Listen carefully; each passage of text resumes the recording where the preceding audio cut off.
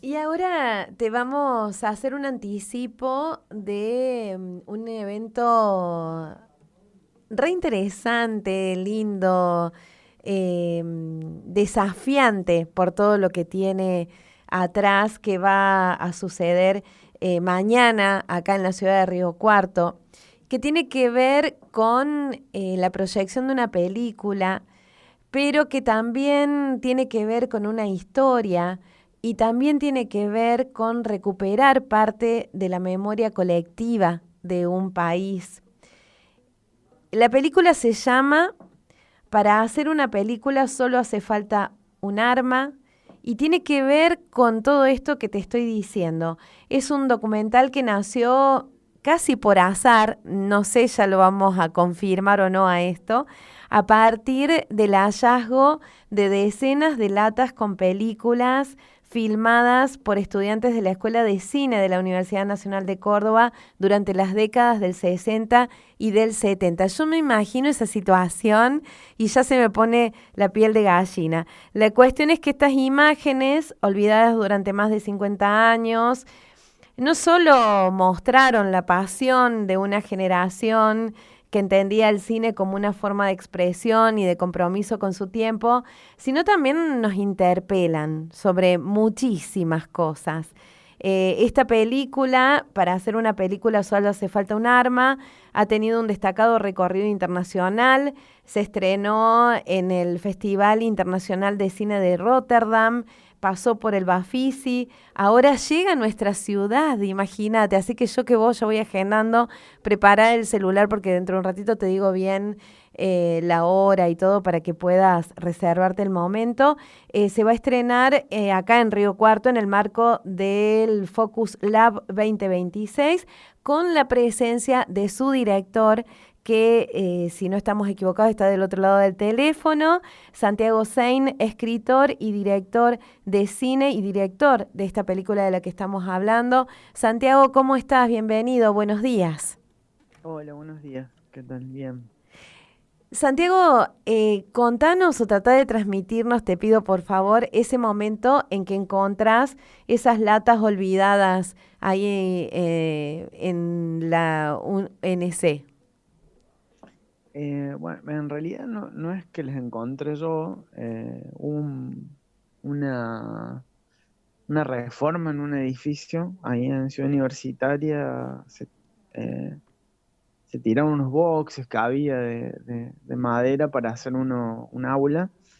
eh, y entre las muchas cosas que había guardadas en esos boxes, había cajas con películas, con latas y con películas sueltas, rollos, ahí como una especie de madejas de fílmico, y en un trabajador del CDA, que es el archivo fílmico de la universidad, pasó justo antes de que lo tiraran a la basura, porque la gente que estaba haciendo ese trabajo no tenía muy claro qué era lo que había ahí. Había muchos equipos viejos, así como impresoras, cualquier cosa, en una especie de depósito el lugar.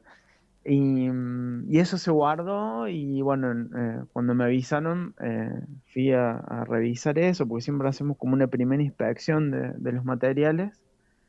Y me llamó la atención que en una de las latas, en general no tenían identificación, había un nombre de un corto que conocía, que se llamaba Laguna Blanca, que bueno, lo había hecho el grupo piloto, que es como el antecedente de lo que va a ser la Escuela de Cine de la Nacional de Córdoba.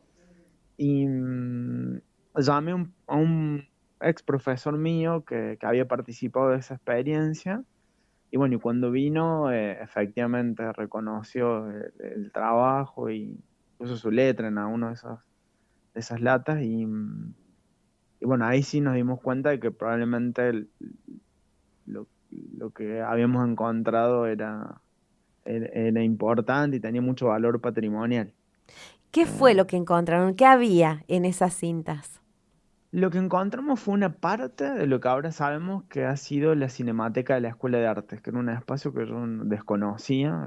Yo soy estudiante, bueno, ahora soy docente de la carrera de cine de la UNC, y yo no sabía que había una cinemateca.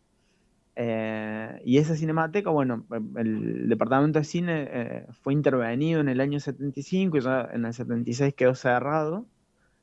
Eh, y en ese momento, bueno, quedó a cargo una persona que tenía vínculos con las fuerzas de seguridad y bueno, y lo que se suponía era que la mayoría o todo ese material había sido destruido, no se sabía bien qué había pasado, incluso había como varios testimonios que decían que se había usado para identificar gente, militantes, estudiantes y docentes ahí de la carrera de cine. Y, y bueno, empezamos a reconstruir esa historia y efectivamente dentro porque estaba mezclado, digamos, con otros materiales, pero dentro de esas cajas había una parte, digamos, lo que había sobrevivido de esa cinemateca, que lo que contenía originalmente era básicamente lo que se produjo en ese ámbito y algunas cosas más por estudiantes y docentes, aproximadamente desde el año 64 al 74. Lo que nosotros encontramos en general no son copias de proyección, digamos, las copias terminadas con los títulos, en su mayoría son fragmentos o copias de trabajo, eh, pero igualmente es muy valioso porque, eh, digamos, prácticamente no habíamos visto casi nada de lo que se había producido en el cine de Córdoba en esa época, y bueno, y esto nos permite reconstruir un poco la historia de los autores de esas películas, y bueno, y ver que en ese momento se filmaba y que se hacían cosas muy, muy interesantes y muy variadas también. ¿En qué momento te diste cuenta y cómo te diste cuenta de que ese hallazgo podía derivar en una película? Fue, digamos, al comienzo la verdad que nos dedicamos exclusivamente a la recuperación de los materiales, bueno, estamos como muy entusiasmados, nos agarró la pandemia también en un momento. Eh, y cuando empezamos a digitalizar los materiales, hubo un momento así en particular que a mí me impactó mucho, que fue en un momento habíamos encontrado en una lata varios rollitos que pertenecían, digamos, era como una especie de material en bruto de lo que había sido un corto de ficción que lo conocía por el nombre porque también lo había hecho un profesor mío, que se llamaba Ganas de Embromar. Que también un corto que estaba, digamos, yo no había visto nunca ninguna imagen. Y cuando montamos eso en una torta y lo empezamos a telecinar, tenemos una máquina que es para que proyecta la imagen y lo pasa a un archivo de video digital. Em, Ahí cuando empecé a ver las imágenes, entre esas imágenes de ficción aparecieron imágenes de mayo del 73.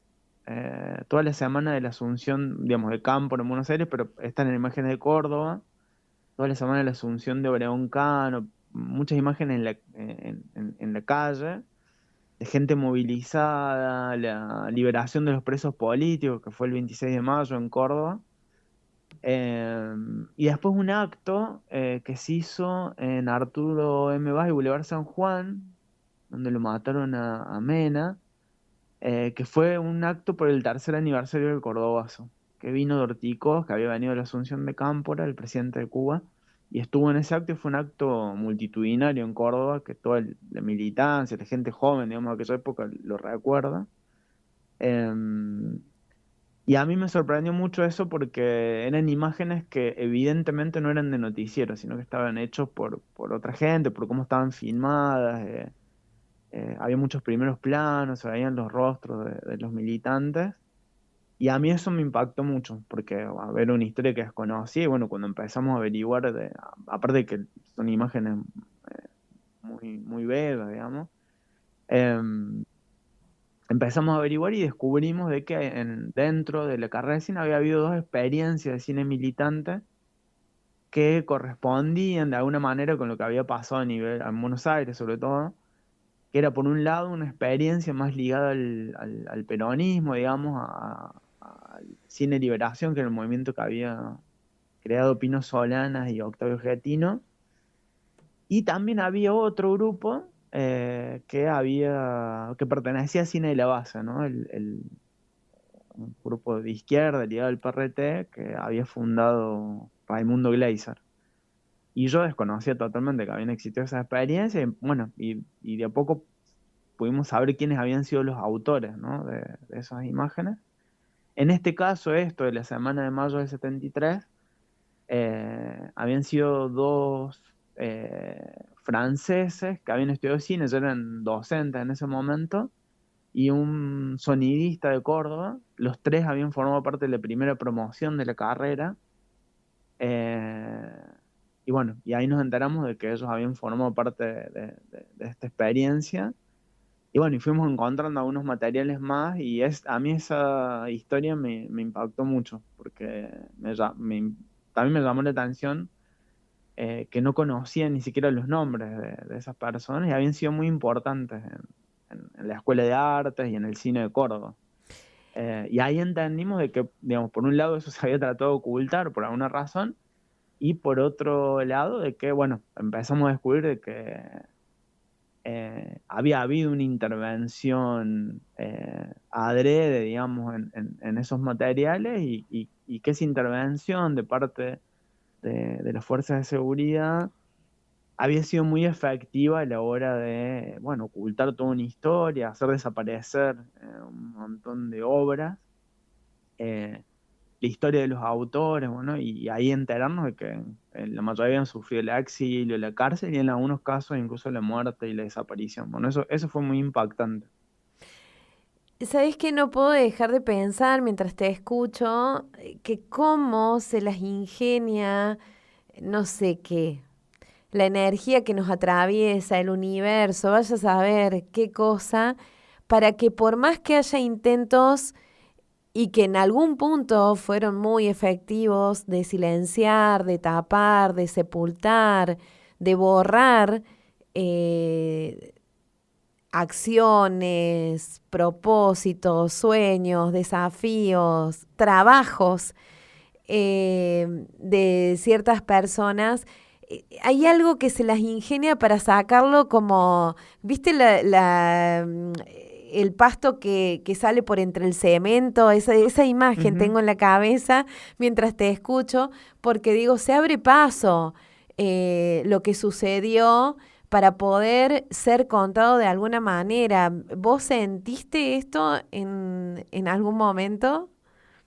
Sí, sí, de hecho, bueno, también cuando decidimos hacer la película, también era como una forma siempre pensamos como que estamos conjurando de alguna manera eso eh, como ese intento de silenciar eso, y con esas obras que muchas estaban sin terminar, eh, no solo porque habíamos encontrado fragmentos, sino porque en muchos casos realmente no se habían llegado a terminar, sobre todo lo que pasó a partir del 74. Eh, Nada, de alguna manera, nada, era como una nueva posibilidad de generar una obra a partir de eso que había quedado ahí, eh, nada, silenciado, digamos. Y sí, sí te entiendo lo que decís, porque además nos pasó de que, bueno, incluso ahora en el momento en que estrenamos la peli, eh, mientras nosotros seguimos rescatando esos materiales, en La Perla, ahí en la Loma del Torito, siguen recuperando huesos, identificando gente. De hecho, hace poquito identificaron el cuerpo de Mónaco, que fue un camarógrafo de los RT, bueno, que era parte, digamos, de ese mundo de la cultura, del cine, del periodismo de Córdoba. Eh, y sí, o sea, eh, todo el tiempo, digamos, surge, hay algo que se niega a quedar silenciado y en el olvido, y que es algo que nos supera, digamos. Nosotros hacemos como pequeñas acciones, y a partir de eso se va reconstruyendo la memoria, ¿no? Y recuperando toda una historia bueno, por décadas realmente quedó en el olvido, pero bueno, que sí, que surge todo el tiempo. Yo creo que es inevitable Claro, ese que todo abre eso paso. aparece. O sea, de alguna manera, sale a la vuelve a luz. aparecer y se recuperan las historias, sí, sí. Tal cual. En alguna entrevista dijiste que mientras avanzabas en la investigación sentías que la película dialogaba permanentemente con el presente. ¿En qué sentido lo planteas? Y mira, una cosa que nos pasó rápidamente, bueno, por un lado que estamos viviendo una época de negacionismo desde el gobierno, digamos, del Estado, algo como muy impensado.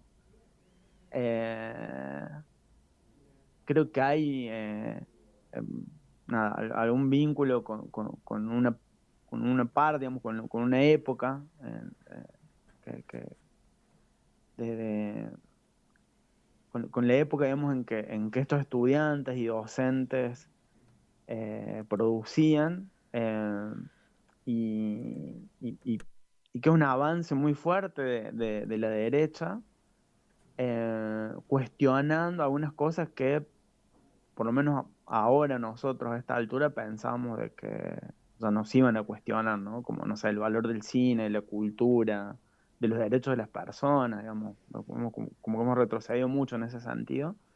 Y en el caso nuestro, que somos cineastas y en algunos casos docentes también, igual que este grupo de realizadores, bueno, también algo cíclico que pasa, que es que bueno, que hay que hacer un esfuerzo muy grande en Córdoba para poder hacer cine, digamos, para generar algo en ese sentido. Y bueno, y esas experiencias cíclicamente entran en crisis. Y bueno, y de nuevo hay que empezar a ver cómo se empieza de nuevo, ¿no? Cómo reconstruir todo, que lleva muchísimo tiempo. Digamos, se destruye muy fácil todo y se demora muchísimo en reconstruir, en volver ese estado de las cosas en el que estábamos. Y en eso nos sentimos muy identificados. Nos sirvió mucho conocer esas experiencias y entender qué era lo que habían pasado. Y bueno, y saber que si nos levantamos esa experiencia más dura que la que vivimos ahora, ¿no? Porque es incomparable, eh, nada, podemos sacar fuerzas a algún lado y intentarlo de nuevo, que es en lo que estamos. Santiago, bueno, te cuento si te sumaste ahora al programa que estamos dialogando con Santiago Sein, quien es el director de la película Para hacer una película solo hace falta un arma, que se va a estrenar acá en Río Cuarto mañana, jueves 6 de agosto a las 20 horas en el Leonardo Fabio, con la presencia de Santiago. Así que ahí también podés asistir para poder dialogar con él. Santiago, vuelvo a vos. ¿Cómo hiciste para determinar el lenguaje narrativo que mejor expresaba esta historia que decidiste contar? La verdad que fue un proceso largo y fue complicado, porque era un universo muy grande con el que estamos trabajando de materiales y bueno, de muchas historias y distintos momentos cronológicos. En el cine de Córdoba ahora sabemos que a mediados de los 60 se hizo mucho cine etnográfico, después ficción, después cine político. Eh, y bueno, y lo que nosotros decidimos en algún momento era hacer un recorte sobre eso, es una película larga igual, sobre algunos personajes y originalmente la película era una especie de ensayo, eh, pero con el tiempo decidimos como dividir la película en tres partes y armar una estructura narrativa que se divide así y en cada parte hay recursos formales diferentes. Eh, y sí fue importante en un momento tomar la decisión de generar una especie de diario, de diario, una especie de crónica sonora que intenta, digamos, reflejar el espíritu de una época y especialmente la experiencia de un grupo de estos cineastas, que son dos franceses y el sonista este de Córdoba que te decía, y bueno, y eso terminó como de estructurar la película, digamos, la parte central tiene que ver con eso, Y esa decisión la tomamos porque, sobre todo en lo que era cine político, no recuperamos casi sonido. Digamos, encontramos magnético perforado y cintas abiertas, que son soportes específicos para grabar sonido, pero no era lo que peor resistió el paso del tiempo y no podíamos recuperarlo, se nos desintegraba en las manos, ¿no? Ah, Y por otro lado, en este material de cine político aparecía constantemente una persona con una grabadora de sonido, una Uger, y con un micrófono, a veces registrando sonido de ambiente, a veces testimonios. Y bueno, y siempre nos preguntábamos qué hubiéramos encontrado si hubiéramos podido recuperar ese sonido, si ese sonido hubiera sido también no correspondido, que es una hipótesis, a esos materiales. Eh, y bueno, a partir de esa frustración surgió la idea de, cuando ya teníamos mucha información acerca de ese grupo, de intentar contar anécdotas y con algunas licencias poéticas, pero bueno, basado como en unas coordenadas de verosimilitud a partir del trabajo de investigación que habíamos hecho. Y ahí terminó de tomar forma la película. Creo que ese fue el momento que logramos darle una forma que imperfecta, pero que bueno, que nosotros sentimos que era la que nos servía para contar la historia que queríamos contar. Santiago Sein, director de Para hacer una película solo hace falta un arma. Te agradecemos un montón esta charla, este rato, para hacer la previa de lo que va a ser mañana el estreno de la película en nuestra ciudad, en el Centro Cultural Leonardo Fabio, hermosísimo lugar, a partir de las 20. Después la peli queda y hay varios días de proyección, los podés encontrar en el Instagram del Leonardo Fabio y te podés sumar, pero mañana va a ser un día especial porque va a estar Santiago y vas a poder charlar con él. Santiago, de verdad, muchísimas gracias y bueno, mañana vamos a hacer todo lo posible para estar ahí. Bueno, no, gracias a ustedes y nada, los esperamos mañana para ver la peli y para charlar también. Abrazo grande, hasta la próxima. Un abrazo.